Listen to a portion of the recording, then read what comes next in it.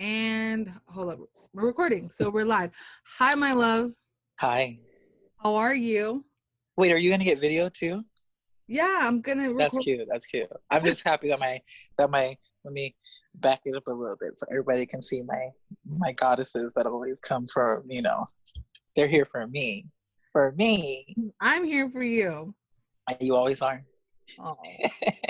Okay, so let's start this conversation off with like your name, my name, and who you are, what you do, your career, your artistry, all that good stuff, so that we can jump into it. Okay. Well, my name is William, also known as Will J. Will you or not? I'm a DJ, event coordinator, and community activist here in Los Angeles. I'm born and raised LA. I've been involved in nightlife and every single part of the city since forever. I take pride in it. Yeah, that's my tea. I'm 32, going on 33, Scorpio, Yay. living it day by day. Me first. No, it's your turn.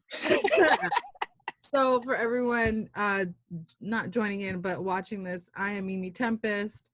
God, I am what do? I do so many things. I'm an academic, I'm an artist, I am a teacher, actor, creator. I'm just like a creator, and I'm so proud to do this first interview of this project with you, William. Hey. Go way back to like, because I'm ready for the world tour. I'm ready for the world. We've been ready for the world tour for a while now. I found a Beyonce like filter too that I'm gonna send to you, so you're gonna see it's gonna be like everything. I've been watching a lot of Beyonce too. I just keep in my mind I have as many hours in the day as Beyonce. You know she working on something crazy, or she doing nothing at all. You know what? And either or is perfect. She likes skirt. considering that we're in the middle of COVID. So my intention, before we start, my intention of this project or of this conversation is to talk about the intersections of Blackness and queerness and how it's such a complex and beautiful but complex conversation. And I find that in the media, typically the entryway into this conversation is through expressing or talking about homophobia, transphobia, all the phobias that come with being queer and Black. And my intention in this series of meetings is to really talk about the complexity and how everyone's perspective is just like so different. Like, your answer is not going to be the same as my answer. It's not going to be the same as Barbecue's answer or Rayhana's answer. Like, everyone has a different entryway into it. So with that being said, let's start with the first question. What is your gender expression? And if you feel comfortable, how do you sexually identify? I consider myself a queer Black gay man. And I don't know, my idea of queer may be different from a lot of people's idea of queer, but when I think of queer, I mean just the intersection of like all masculinity, femininity, like everything on the in between, So I just feel like I don't necessarily have like one gender expression, but because of who I am, how I express myself sexually, where I've been, how I'm perceived, yeah, like I'm a gay Black man. Like I usually only have sex with men. I have had sex with women in my history, but it's like not like, I don't know. And these days I do find myself being more enamored with like the anatomy of like the male species, but not necessarily like the minds.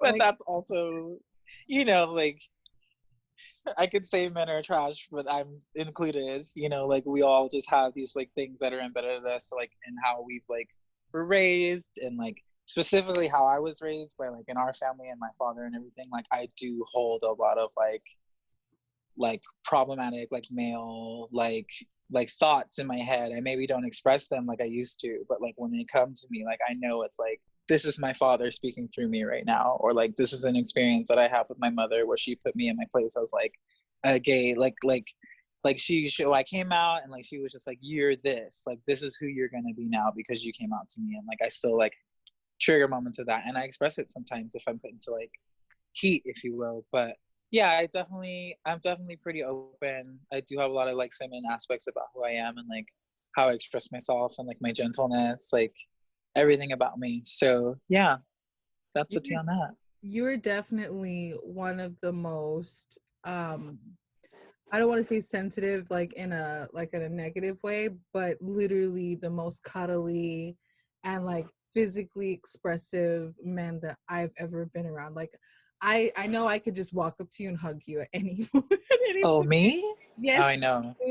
And I know like if you're so happy, you'll just like start placing kisses on my cheek. Like I think that's such a great like attribute that you have, and you're not like afraid to express like love in that type of way.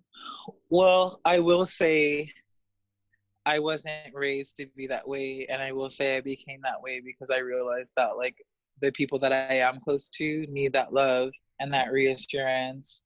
And like, you know, especially in times like today where like physical contact isn't really like where people immediately go, or like we get very shy about it. Like I do find myself like with that social distance, I do find myself in like a reality of just like, wow, like we are lacking a lot of love in our general society. Like a lot of people don't give love or receive love because we've been like, again, we've been taught that it's not okay.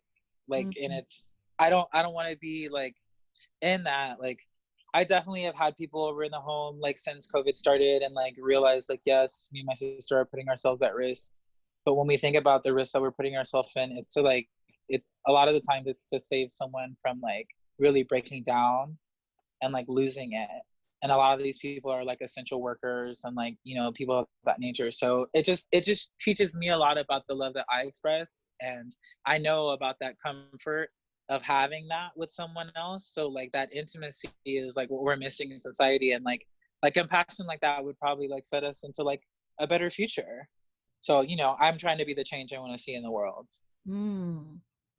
It sounds like you're why are you laughing? Because I love it. I think these are important conversations. It sounds like you're really invested in allowing people into your space and in your home. Where do you find home?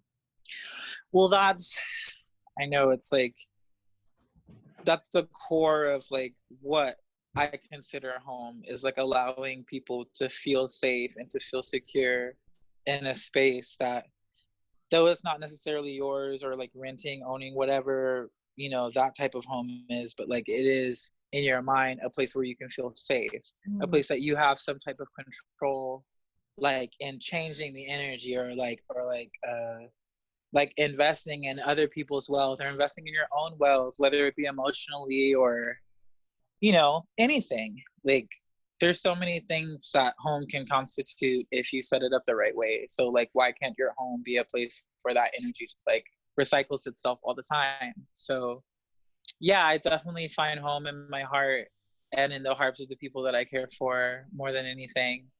You know, I feel fortunate that we do have like an actual place to live and a place to stay in, like where we can like bring that feeling onto others, because growing up I didn't always have that.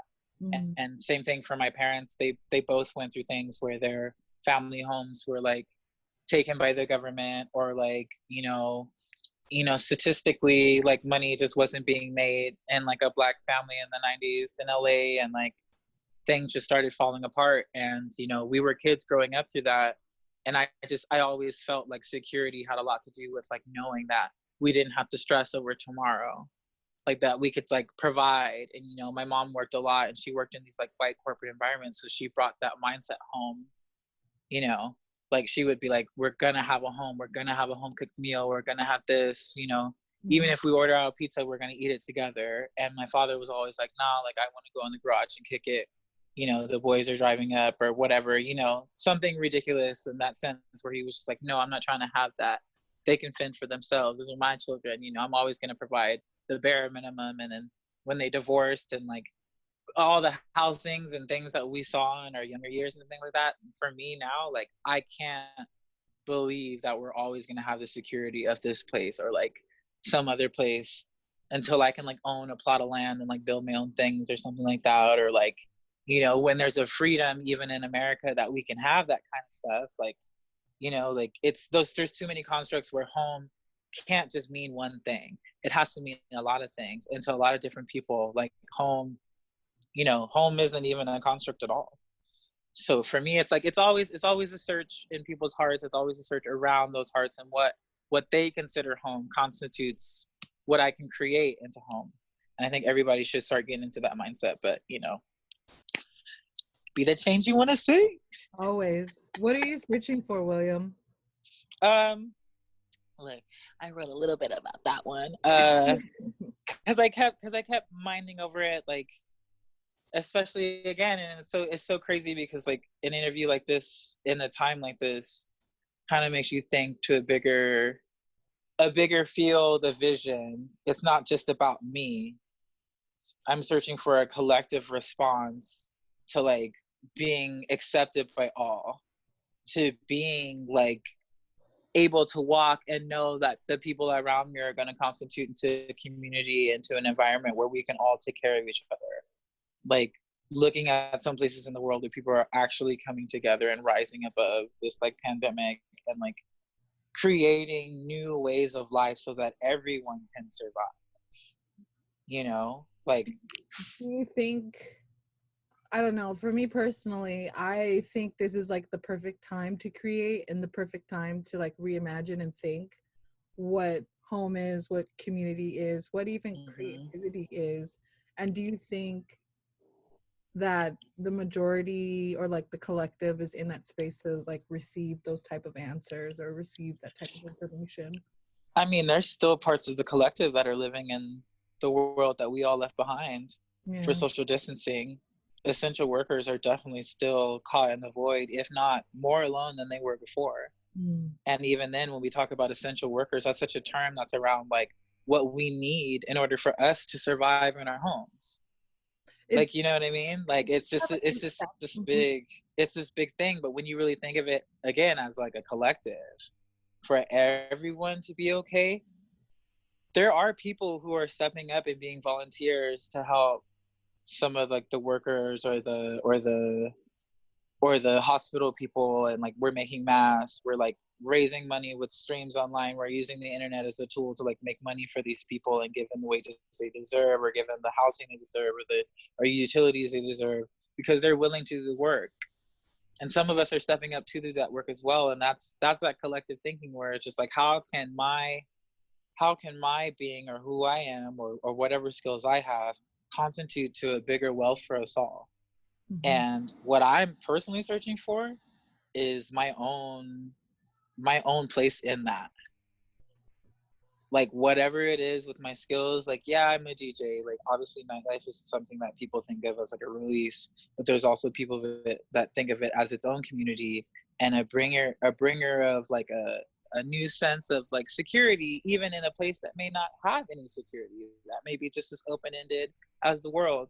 You Yeah. know, like we still hold that space for people that need it, that are trying to survive. And you know, I spend so many days on FaceTime, on Instagram, on talking to whoever, because I do have the luxury of being home. You know, I have managed myself, like, you know, I'm not making any money, but I have managed myself with how my finances have always been, to be okay and to still like provide for me and my family and like everybody that comes into my home. And like I still have that, I have that sense of mind. So now I struggle in thinking of like, what's my worth outside of that?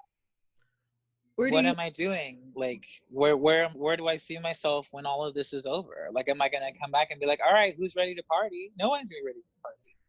What? Like no one's gonna be ready to go out and drink. no There's one's people still safe dying. enough There's to so eat? many people dying. Like, you know, and regardless of the Stay-at-Home Act and all these things, like these things aren't gonna change the general collective thought about like the next pandemic or the next war or the next anything. And you have to think about like, damn, like is my worth connected to what type of release I bring to people, or is it connected to bringing a better sense of security and just ability to live, like to be alive? Like the people that are going to be left after all of this, the people that are walking into the rest of 2020 to rebuild, to hold space, to support one another, what are we really bringing to the collective? And if it's just a skill is art, and it's not even about being simple or not simple, it's about, is it going to bring someone enough wealth to survive, to be able to connect on their own and like make connections with people, and be also able to bring in whatever it is into the collective, and it means something to them. So like, you know, that we're good on our mental too, because that's a lot of the things are constructed around us having like a good mental stability with our purpose in the world. And I like constantly dwell over that, because my, like, you know, who I am as a person and how caring I am as a person wants to see everybody be accepted in the world and connect in the world and be able to like walk down the street and, you know, I am trying to be Mr. Scientology or like Christian, you know, whatever, like trying to like change your views or anything, but maybe like, you know, excuse me, let me, before I occupy your space, like, how are you today? You don't look as happy. You don't look as enthused with being in the world. Is there something that we can do as a collective to help you? No matter your creed, your race, your sexuality, no matter what you look like on the outside or how you feel on the inside, to know that you can walk down the street and be accepted in the community as like someone that brings some type of, I don't even want to call it service either, because it's not about service. It's just some type of like connection of energy into the collective. That's what we should be doing now. And I just you know, I want to see myself in that, and I want to see all of my friends and all my people I care for in that too. So I've been really searching for that. Whew. Who's like, it seems like you're so invested in, I don't want to say like a utopia, but creating like the discourse, creating the connections, creating like the love, the atmosphere that's necessary for everyone to drive. Who's the first person outside of yourself? Who's the first person that where you saw that, where you saw and thought and felt like that was possible? It could be anyone. It could be a family member, community member. Uh-oh, the goddess is dropped. Yeah. Coronavirus. She's getting real.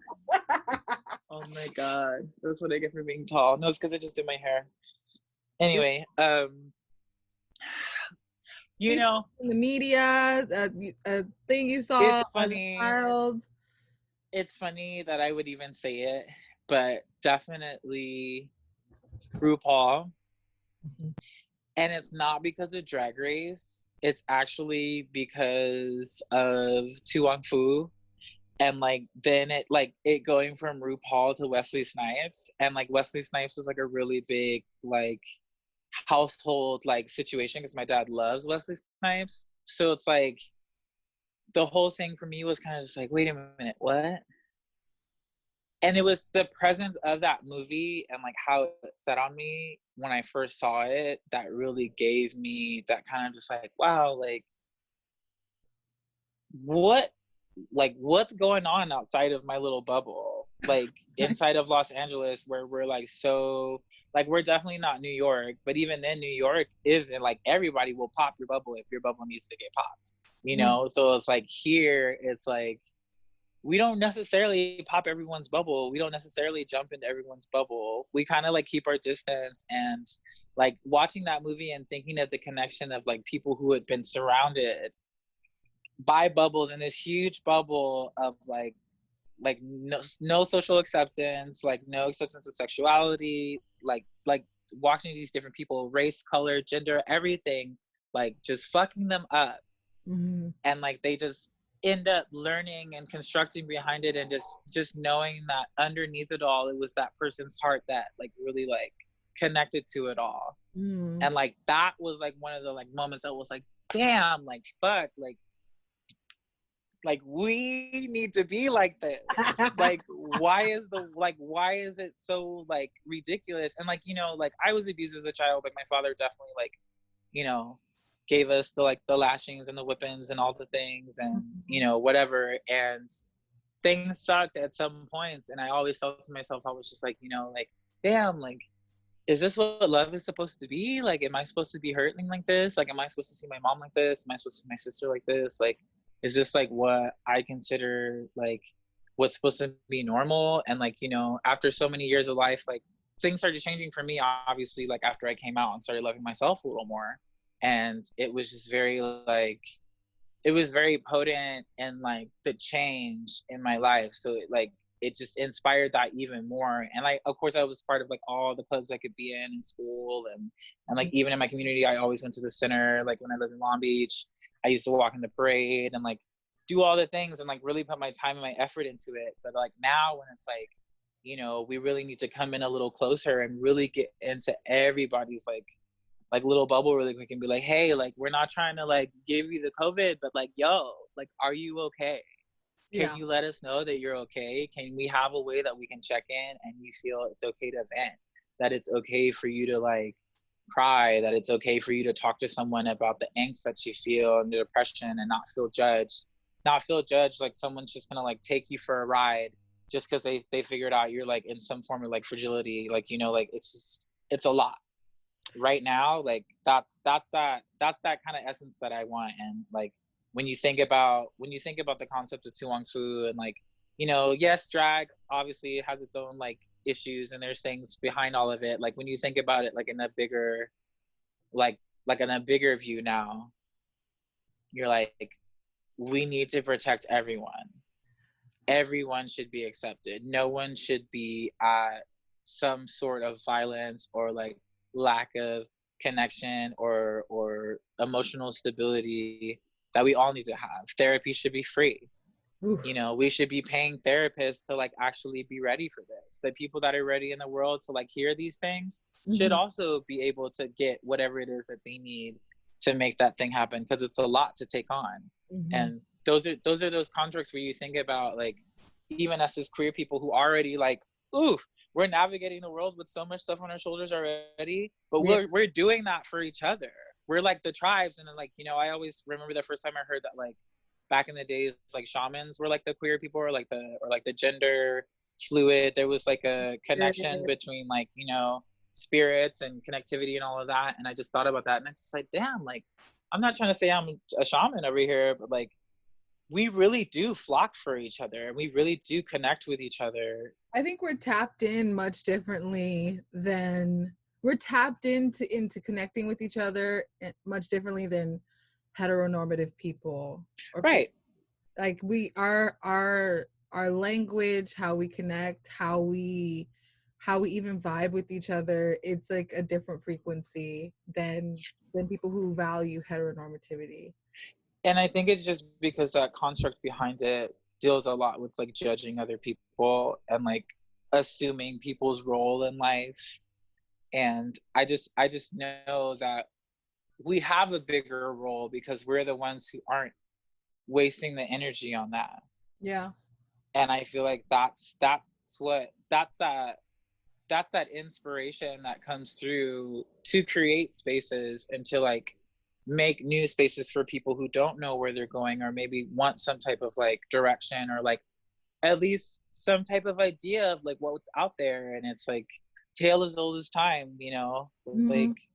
the spaces like being that old gay for that young gay, or like, you know, like out Speaking on we on the strip, like, you speaking know, like of gays, I really love what you said about RuPaul, because there's like a whole generation of baby gays of all races, of all gender expressions that only know RuPaul through the context of RuPaul's Drag Race. mm-hmm. I remember in the 90s, like he used to come out in like little spots here and there. He was like in the Brady Bunch. He was in Tu Wong Fu. There's the cheerleader movie I forgot where he played like the coach. Remember he played like the gay Oh my coach. god. But I'm a cheerleader. Do you remember that?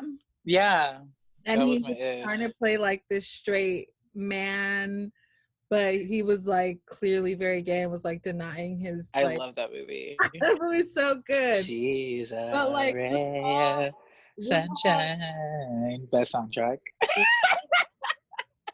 but RuPaul is just like, I feel like so many people now have like an access to him because where he's at, he's won Emmys, and let's not talk about the Emmys. Like I personally have problems with RuPaul Same. because I knew where he was at in the 90s, and when he was like, sitting, in his show trying to interview Yeah. Cher and Pamela Anderson and Yeah. Michelle Visage. And it's interesting that you mentioned him because yes, like as a Black queer person, like we love RuPaul. Thank you, RuPaul. You've opened so many doors, but I also forget like where like but like where are you at now? And it's like how is this your stance on trans people? His stance on, or not allowing women who are drag kings or who are drag queens to participate in RuPaul's Or drag. allowing folks to say certain words that they shouldn't be saying out of comedic value. But anyways. So it's interesting that even as we can look at like a queer hero and still they are very problematic because they're people, they're complex. Also, problematic comes from so many heteronormative constructs. So it's easy to kind of see and misconstrue certain information or not, or necessarily judge, but just look at things in a certain light just because we're holding that construct as like the bias or as like the base for like, okay, now wait a minute, how you look, we know why you're doing it, we know why you look the way you do, the We know whole why thing is flammery, like, we know but why every person behind you at your Emmys is white, RuPaul. we know, but in any case, we still see you, boo, we love you, We love you, but we see you. and you better work. You better work. Let's pivot real quick. Yeah. Tell me the first time you realized that you were Black. It's a memo. Okay, so this is where we get real into it. So there was a time where I was white. Like white. Okay. So when I first came out, I met a boy on MySpace and he ended up lying about his age and some other like information that he was going through, and I had a panic attack, kind of like blurted out to my mom that I was gay and like was like afraid that I may had like been exposed to HIV, and I was like horribly like unlearned in the ways of life of sexual safety and like all of these things, and they reacted in a really like messed up way and like kicked me out, and I was homeless for a bit and all the things, all the stories, all the culminations. But in between that time, I went down the Black punk road and like went hard and got my hair permed and like had the relaxer and like had my bangs was cut, I was doing all of this, if it was a good hair day, if I was taking care of it the right way, and I really aligned myself with a lot of like groups of like white people in Long Beach and like really let some things like hit a point, like even with what I consider my Blackness, because I'm very much like Black, like for what society perceives as Black. Yes, I am a Black man. Are you talking 100%? Like stereotypes? Like stereotypes. Like, what box do I check on the goddamn? Like, if it doesn't say African American, like, yes, my ancestors were brought here as slaves. Yes, a whole bunch of people fucked. There's a whole bunch of bloodline in my bloodline. But when you look at me, and you're looking at me, you're saying, that's a Black guy. So, okay, but what does that mean? Like, what is the concept of being Black? And of course, like, when we speak about Blackness, we do get into a battle with ourselves of like, what is whiteness and what is like brownness and all these other things. And yes, internally, I know I am Black. I know I was raised in a Black home. I know I was raised with like Black American, like Black social, like societal rules and things that we can write memes about and all of that.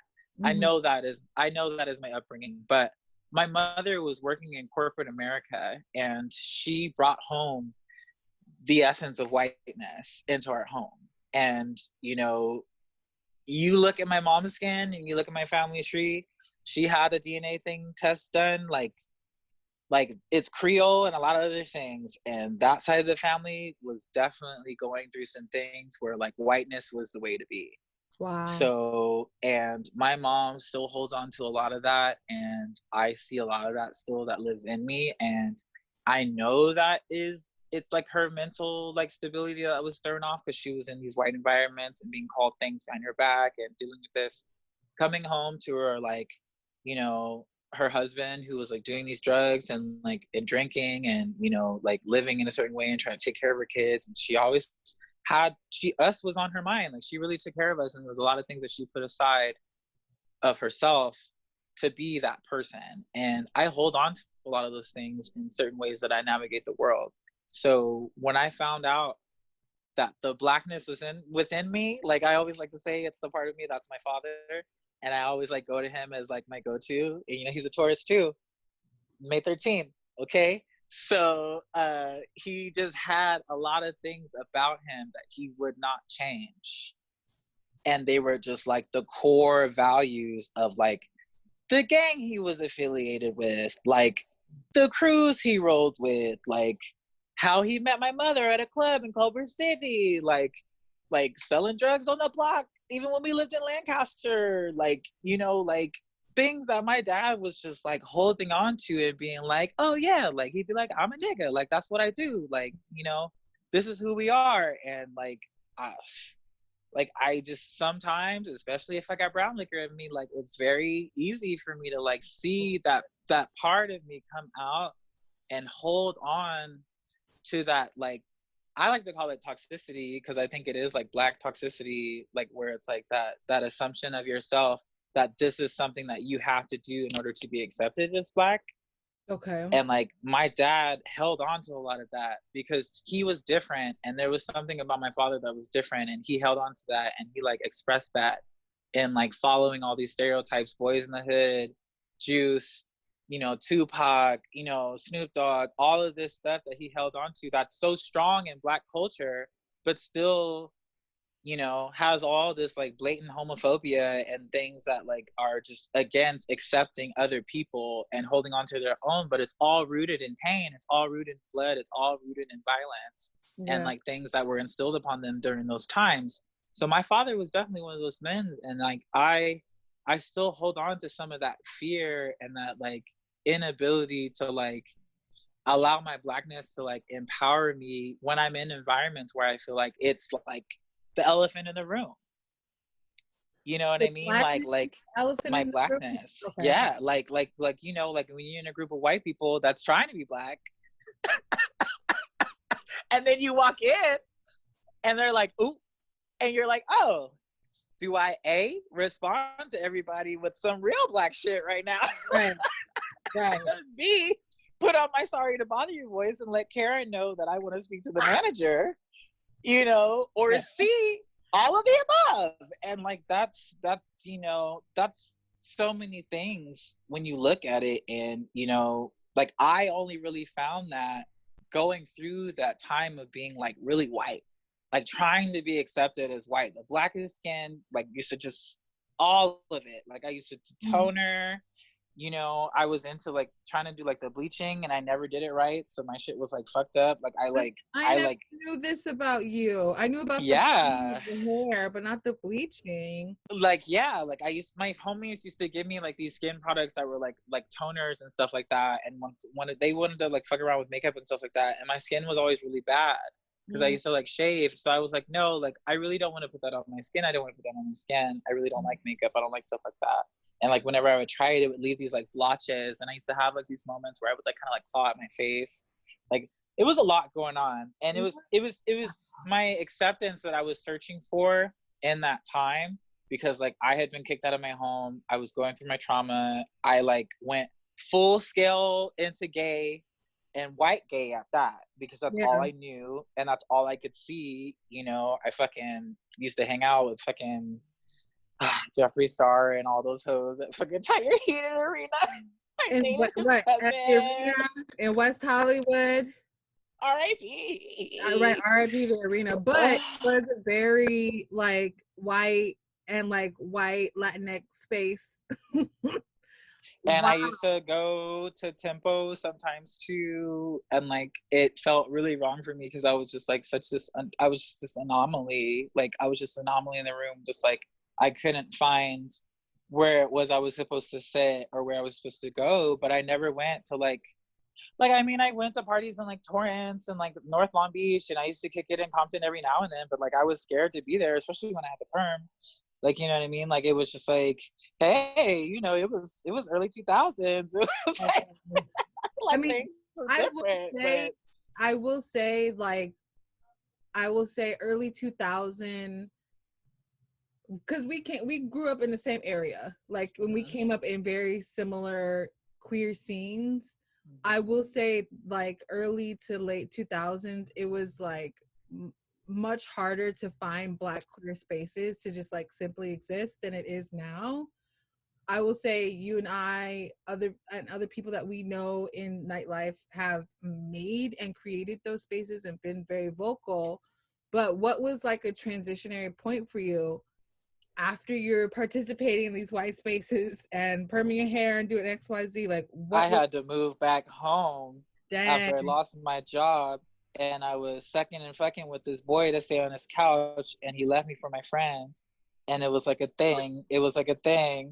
And I had to move back home, and I shit you not, Britney 2007, that was me in 2009 going into 2010. I shaved all my hair off. I still got the photo. I was on my grandpa's porch looking like, damn, here we go. And I was, oh my God, I hit rock bottom. I was right back in South Central. I was gay as hell.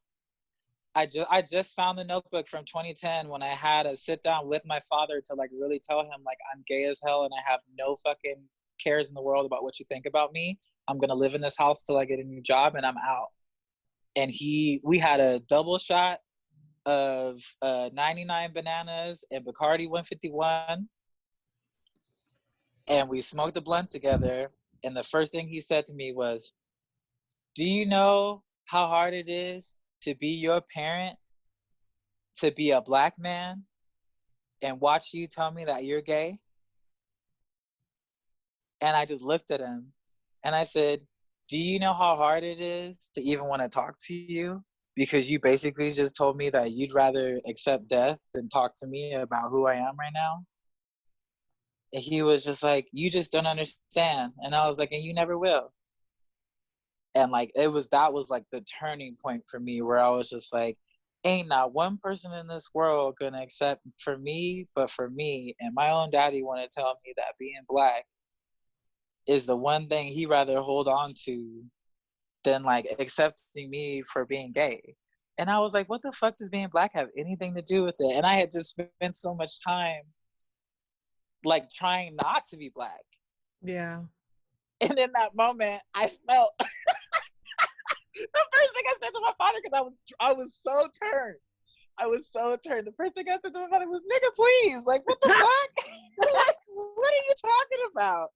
And like, my uncle was in the back. He started cracking up. He was like, "I ain't never heard you talk like that. The whole time I've known you, you always sounded like your mother until right now." So right then. And there. I was just like, "Well, do you hear what the fuck he's saying?" I was like, "He's the only person in the house that has a problem with me being here.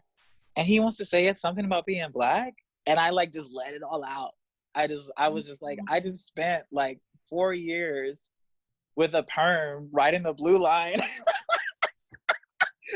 like pink oil in skinny ass jeans and a fucking vest, fucking listening to My Chemical Romance, like full blast, like hoping some motherfucker don't shoot my ass.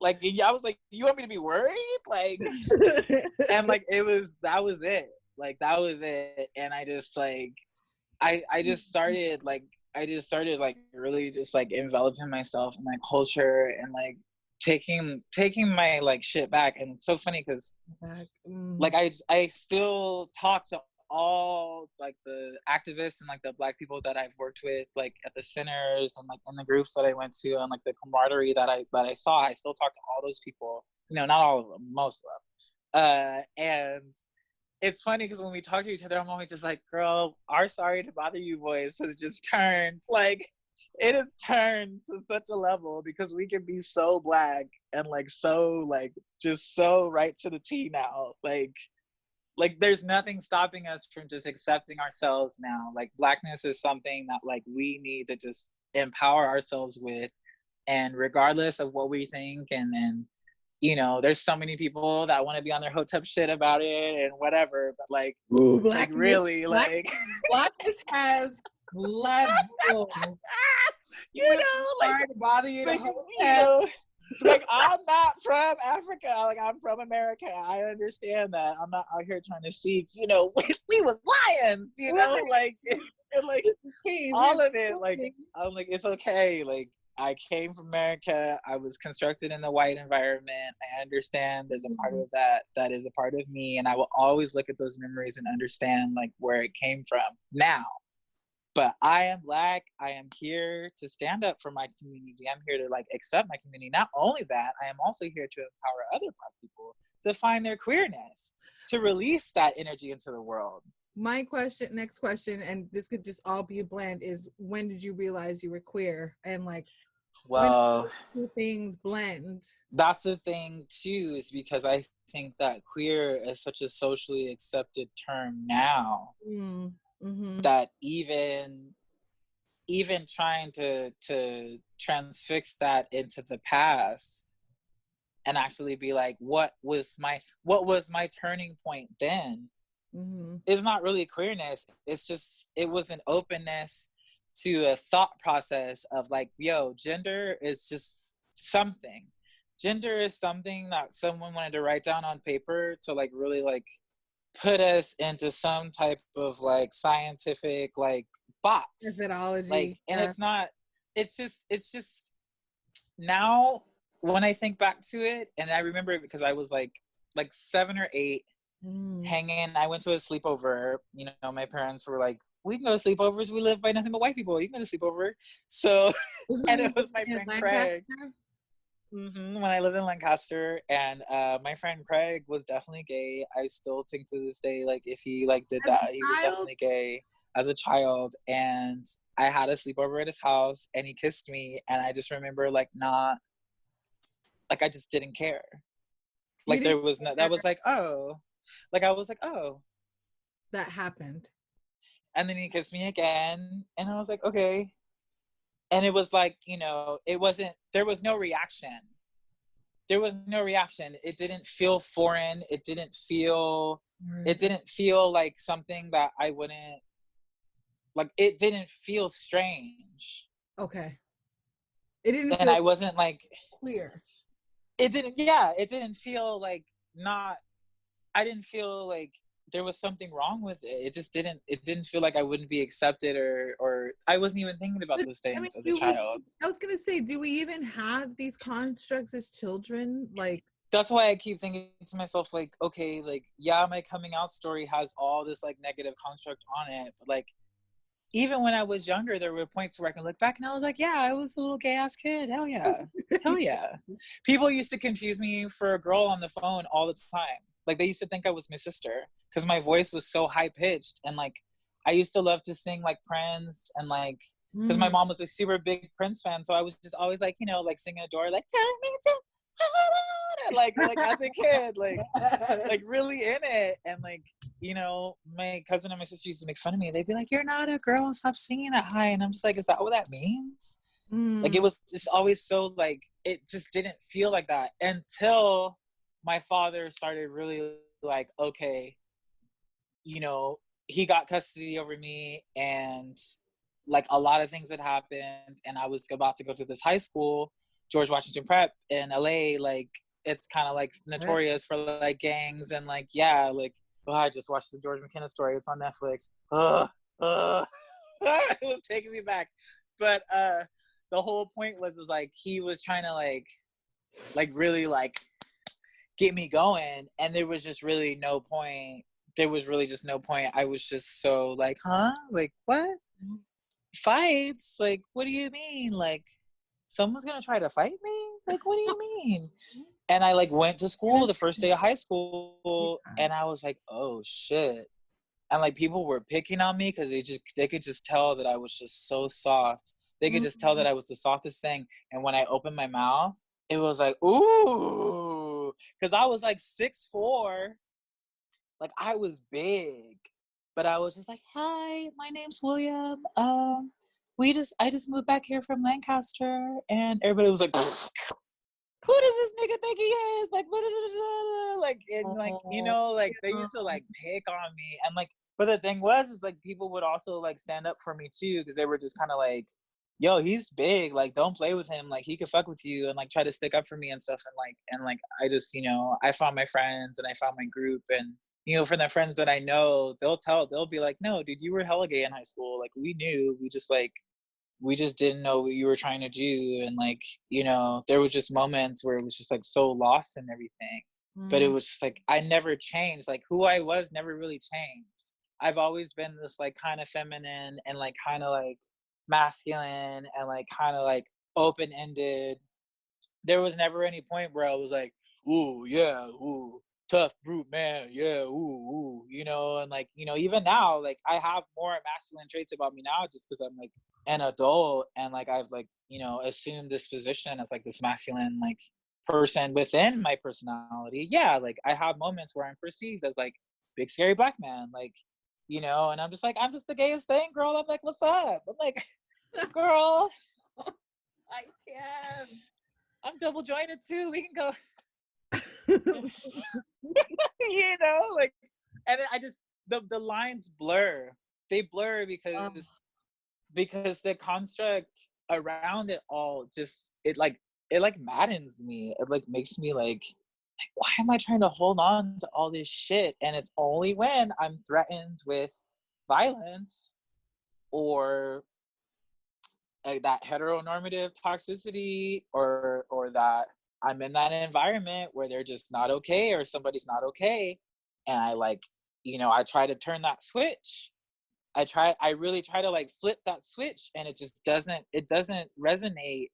It's not in there. It doesn't exist. The switch. Like the switch, it doesn't exist, but I keep trying to find it within myself. Like, you know, unfortunately, and I think I told you a little bit or whatever, like I almost got jumped that other day, and like, you know, it was like in downtown, and I was like, damn, like in my element, I was like on my P's and Q's, I was feeling good about the day. My crush and me had hung out, we were doing our fucking thing, you know, like I was walking down the street, like getting my life, and boom, you know, here I am set into this moment of violence, and like am I gonna whoa, like flip the switch, get into their energy, like fuck them up, get into this energy. And I'm just like, wait, what? No, that's not even who I am. Mm-hmm. And like when that I'm like doing this, it's like there ain't even a switch. There ain't a switch. It's I am, you know, I don't even like Nintendo, you know, I don't have a Switch. I like Nintendo, but where do you I can't flip the switch. Ain't no switch. Yeah. Where do you, I have a couple more questions, my love. Okay. Where do you feel the most safe?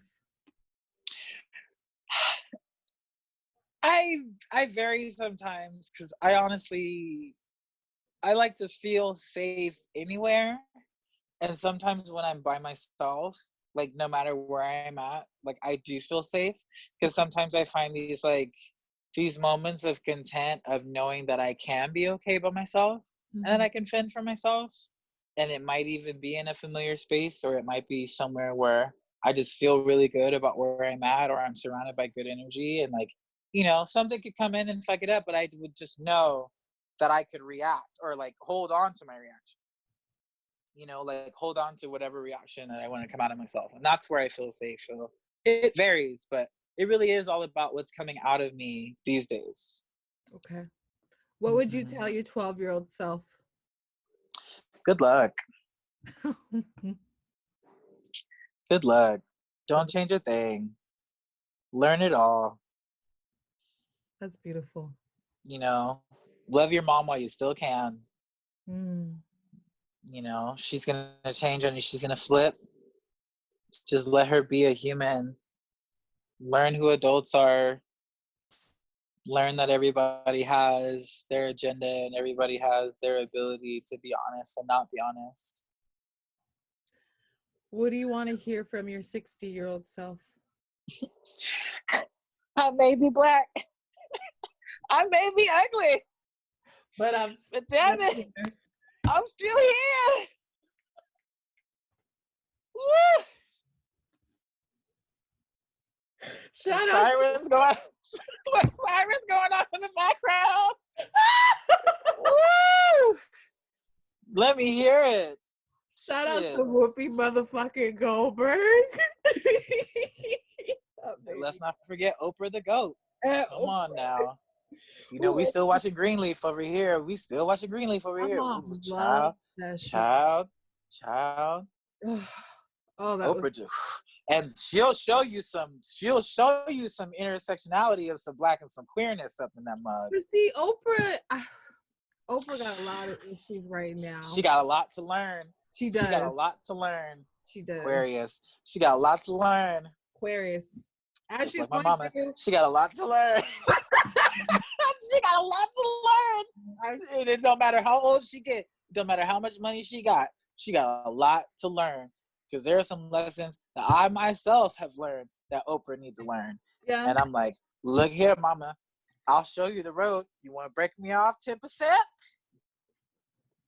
Oprah's just an old black Southern person, and she I feel like she's been rich for not rich. Oprah has been wealthy for so long and around white people for so long that there's like a disconnect that's happening. You hear that? My water just, did that just turn into Hennessy? Woo. Did you just turn your water to Hennessy? It's Sunday. Maybe it's 1 o'clock, Lord. Not today. How do you experience love, William? Oh, moments like this where I can just connect with someone that I like, love and adore, and just talk and be myself and not have to worry about the rest of the world. And it don't matter what repercussions come from it or what outcome or expectation I have to hold over it, because it has nothing to do with the rest of the world. It's just right here. And that's real love, is knowing that you can let go and just express yourself and not have to hold on to something. And, you know, I've been learning a lot about love and how I express it, and like, not that it's always physical, and it's a lot about mental and, you know, connecting. I'm just connecting more with people who can mentally accept the type of love that I give. And you know, I struggle with physical connection and like what it means and what it constitutes, like in a relationship, whatever kind of ship, a friendship, you know, acquaintanceship, an arc shit, I don't know, like, you know, whatever ship you want to get on, where we floating is up to you, like, but you know, the waters run deep. And I just, sometimes what I express into the world, even to me, I know it's crazy, and I know that it's like, it's just rooted in so many things that I'm trying to change about myself and what I want to let go. And you know, not everybody can accept these things. Not everybody can experience the type of love that I give. Not everybody can experience the type of love that I would like to receive. So they can't give it. They don't understand. And even if I teach them by giving them the love, they may never ever fully understand it, like, ever, you know? So it's kind of baffling to me, like, how this road in my life has taught me anything about love other than give love, like, really give love. And what you consider love, maybe it's just the beginning. Maybe it's just the beginning of like what you should be giving to the world, or the energy that you give out to the world. But when you do finally feel ready to give it out, just make sure that you have enough for yourself. You know, like start with you, and if you can't start with you, start with the people that are attracted to you. Start with the people that are coming to you, that want to express to you, and learn from them.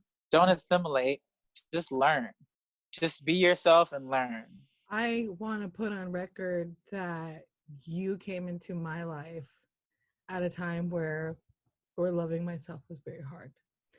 And Maybe you playing me right I'm now. not trying to play you, but just hearing you say those things, like you know, the relationship that I was in, the friendship that I had, and the circles I was running around, and like you know it, and you came right in time. And I remember you just looking at me like, Neil, why the fuck are you dealing with any of these things? While I was dealing with it too. But but in that love, we were able to like express, you know what, this might be a hard time right now, and the people that we have around us may not be not even holding us to our highest standard, but loving us at like the levels that we're at right now. And you came in right in time, like a blessing from. You know I love you. I love you too. No, I love you crazy. So you know you just trying to play me looking all cute. I love you so much, and you already know the levels. Yeah. Everything I create, everything That's why I was too quick. Come on, interview. You better. Come on, man. This is like, I'm really serious about this project, man. I want people. I know so many Black and queer people that don't, you know, who aren't like quote unquote famous, like, or you know what I'm saying, but are relevant to the communities in which they exist, in which we exist. And there's not too many spaces that facilitate for us to just talk and just connect. Because if you think about it, I was thinking about anytime we hear about someone who's Black and queer, they're famous and they're selling a product, they're selling their music, they're selling a fashion line, they're selling, you know, they're selling something to a white corporate or white artistic community. And it's just like, why do we have to sell shit for us to even be relevant in these in any space? So let's Yeah. You know, I feel it. I feel the vibe. I just feel like we all have some kind of road we're going to be on, regardless of the outcome. But during that road, it's about really like taking the time to see where we're going to end up. And like along the way, like really paying attention to who's there and why we're there, why we're present in it. And it's never too late to make a choice. Some choices are made for us. We know that by now. And it's not about control. It's just about the fact that some things are out of our control. Yeah. And when we allow those things to kind of take hold of us and you know, we get our moves messed up or whatever you call a mistake. I don't even like to use that language when it comes to these things because everything's so tangible. It's like you can't hold together without really understanding, like, why am I here? Why am I doing this for myself? And even when I started being a DJ, even when we started doing parties, even when we started holding space and bringing people together, it was because I wanted that for myself. Yeah. And that's it. And there's nothing else outside of that I really need to key into. Like when I bring people together, it's because I want to be with people. It's because I want to have these experiences with people. It's always about me. Do you remember why we started the Blackout Party? Oh yeah, because no one else would fucking book me.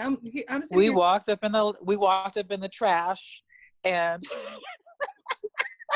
I don't even call it the lounge no more. I call it the trash. Everybody knows. I call it the trash. And we walked up in there. You know, that was 6 years ago, Mimi, that I started doing stuff at that place. It's 6 years ago now. I was there. And we walked in there and we said, okay, we're going to throw some Black things up in here.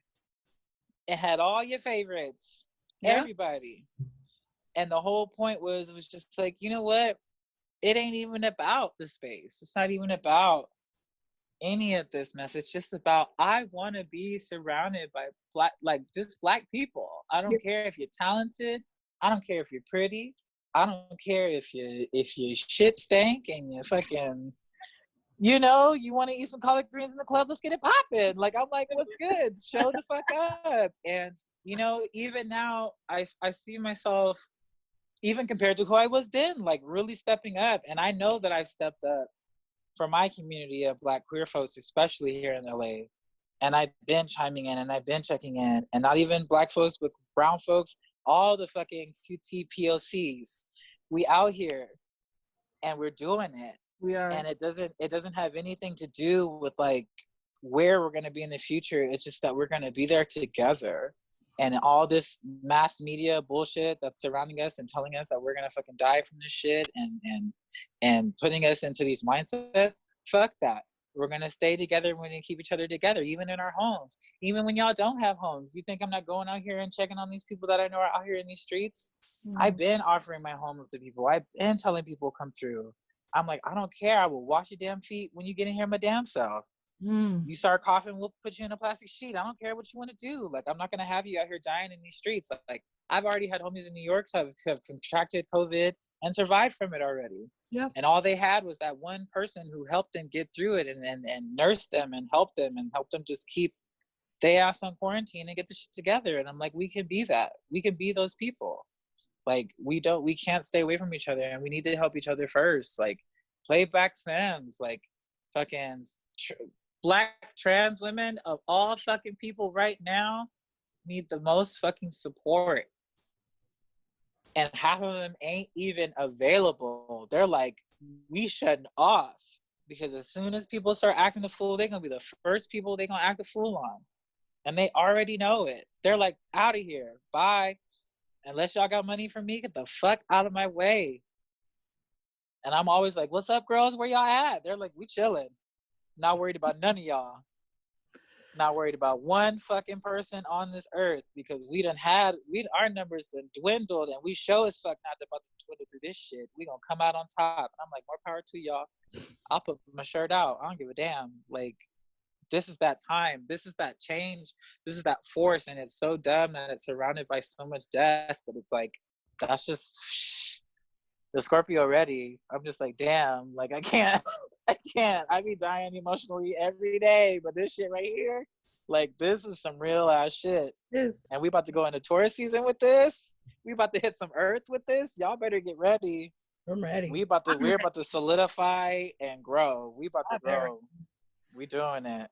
It's my last question, my love. Here we go. If you could, if a genie came right now, I was like, William, you got one wish, and it's, if you could change your identity, would you? Why or no? why? No. Because, love is the egg. And it was born in a cloud with silver lining.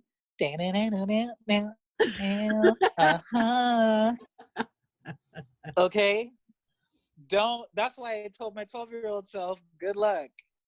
Because you're going to end up here, and 32 going on 33 right here is looking up at 60. Like, if I'm still there, if I'm still kicking, I'm clearly going to make it through this shit.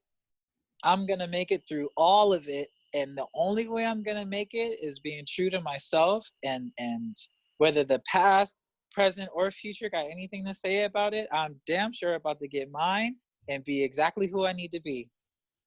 And whatever else comes from it, the tears, the anguish, the blood, the sweat, whatever, I just hope it makes me a better version of myself. And I hope I get to look back 60, 70, whatever, and just know that I put some type of mark on my world. Because my world is the only world that I see. Don't nobody else see the world like I do. And from where I'm at in my world, people see me. People see me more now while I'm sitting in my home than they've ever seen me. And I don't even understand why. I'm like, y'all wasn't watching the voices. Y'all wasn't watching the live streams. I only had 8 people on there. Where y'all at? With me in the gym. But here we are. Here we are, yeah. So did I leave anything out? Is there anything else you want to say that I have not asked? I love talking about myself. No, look, I'm kidding. So conceited right now. So I need to drink some water. No, yeah, you did everything. You did all the little questions. You're so put together, Mimi. That's what I love. I try my best. I love an agenda. Look at me throwing my books and my journals and my pens over here. My bed is a virtual office. I just been in it. I got my laptop stand over here. You lucky I did Zoom from 3 angles right now. Like I got it all right now. It's too much. It's too much. Anyways, I love you. I love you too. Hold up. I love you too.